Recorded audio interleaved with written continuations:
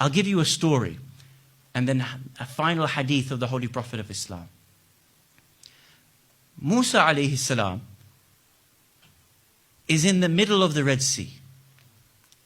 And as the waves come crashing around and begin to swallow up Fir'aun and the army of Fir'aun, there comes a moment, according to our ahadith, there comes a moment when Fir'aun looks towards Musa longingly, in an extent of a hand, as if to say, "Oh Musa, save me from this moment."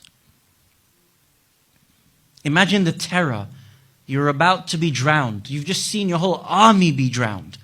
The waves are crashing around upon you. The water is going into your lungs.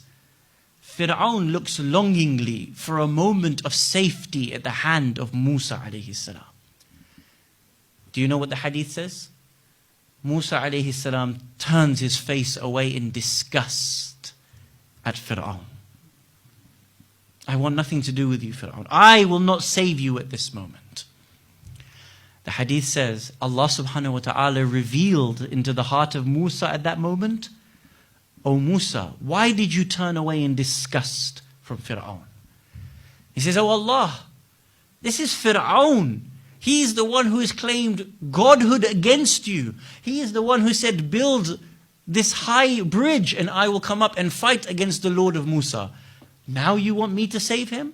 Now you want me to extend a hand to him and pull him out of the water that is drowning him and Fir'aun at this moment?" Listen to the response of Allah subhanahu wa ta'ala. He says, "O Musa, the reason why you turned away in disgust from him was because he wasn't a creation of yours.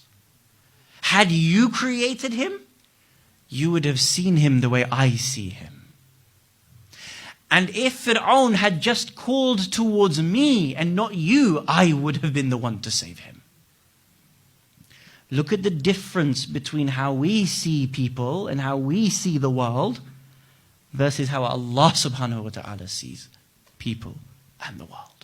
Even Fir'aun, if he had called out to me, I would have saved him.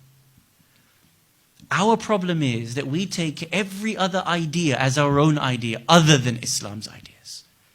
We divide, we separate, we make him to be black, we make him to be white, and then we buy into the very supremacist model of living that was first created to put you into slavery in the first place. And then we complain later on that white slavery exists. In the last sermon of the Holy Prophet of Islam, Rasulullah Muhammad sallallahu alayhi wa alihi wa sallam,